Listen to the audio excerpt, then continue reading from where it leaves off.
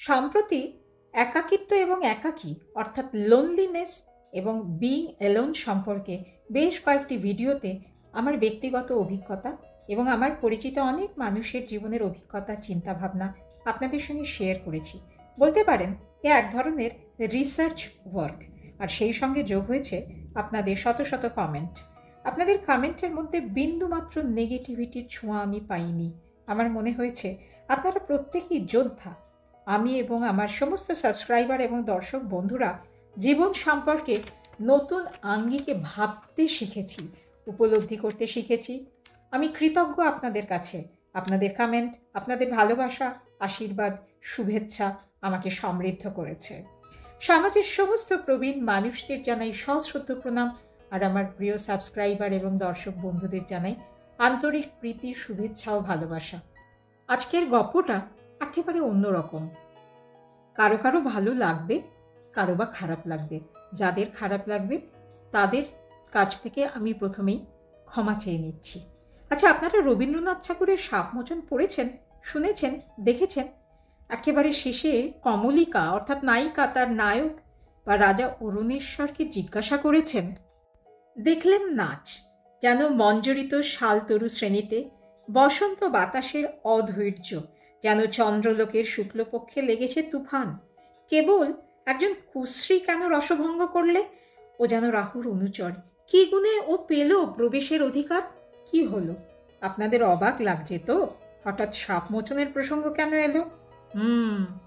এত এত পজিটিভ সুশ্রী মন্তব্যের মধ্যে এই এত বছরে প্রথম একটি কুশ্রী মন্তব্য পেলাম। আমি নাম বলবো না, তাকে অসম্মান করা হবে। তিনি অভিযোগ করে বলেছেন, 1, আমি একা তাই সবাইকে দলে টানছি। 2, আমার অনেক টাকা। কি করে জানলেন আমি জানি না, তিনি কি হাত গুনতে জানেন? তাই আমার এত অহংকার। 3, আমি প্রশংসা পাওয়ার জন্য একা থাকা নিয়ে এত বড় বড় কথা বলছি। 4, আমার ভয়ঙ্কর ইগো, তাই আমি একা থাকি। আরও অনেক। আমার কিন্তু ভারী মজা লেগেছে, জানেন তো? না, আমার স্বনির্বন্ধ অনুরোধ, নিজেদের ব্রেনের রান্নাঘরে সব সময় সুঘ্রাণযুক্ত সুখাদ্য রান্না করে পরিবেশন করবেন, কেমন? দেখুন, আমরা খুব সাধারণ মানুষ, তাই আপনাদের ভালো কথা আমাদের মোটিভেট করে, আনন্দ দেয়। আর একটা কথা, আমার মতো আপনারাও নিশ্চয়ই বিশ্বাস করেন, অন্যকে মানুষ কটু কথা তখনই বলে যখন সে নিজে হতাশায় ভোগে, ফ্রাস্ট্রেটেড হয়ে যায়। একা থাকলেই কিন্তু মানুষ হতাশায় ভোগে না।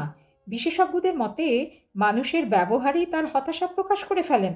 একটি রহস্য বলি, যাতে আপনি নিজেই বা অন্যের হতাশাগ্রস্ত মনটাকে চিনে নিয়ে তা হতাশামুক্ত করতে পারবেন।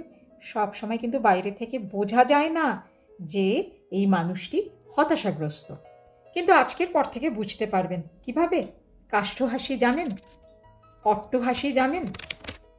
কিছু মানুষ ঠিক সময় ঠিক কথা বলেন, হাসি খুশি দেখান, কিন্তু অন্তরে যুদ্ধ, বেদনা, কষ্ট হাসির মোড়কে লুকিয়ে রাখেন।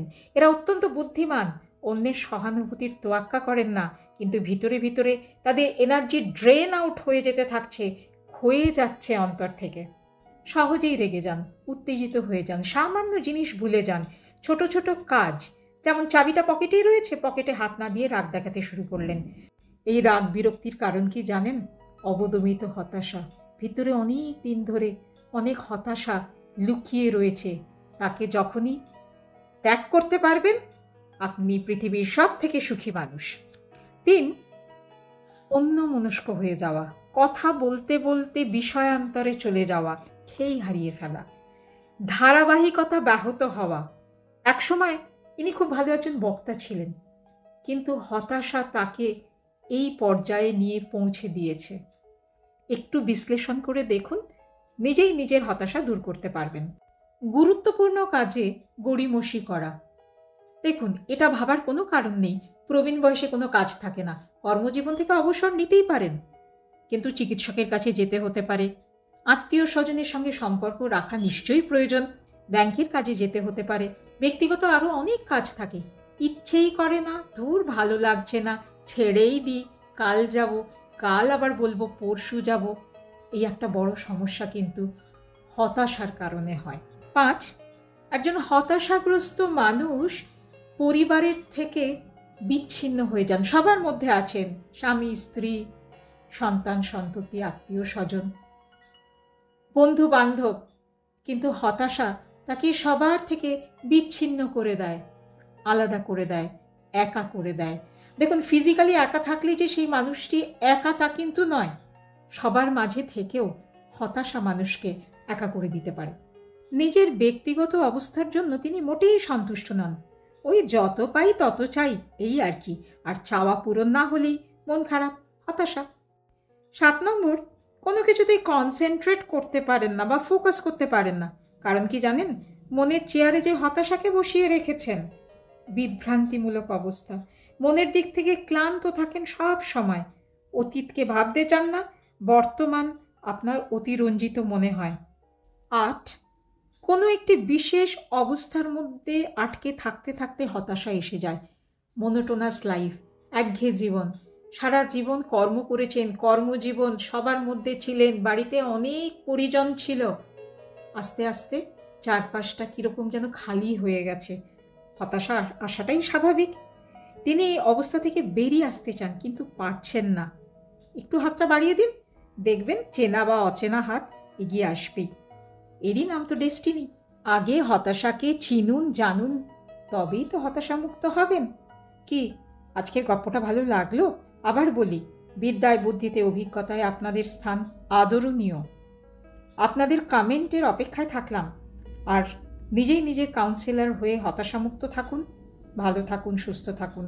আমি কিন্তু ঠিক জানি আপনারা আমায় ভালোবেসে সাবস্ক্রাইব করবেন, লাইক করবেন। ওম শান্তি।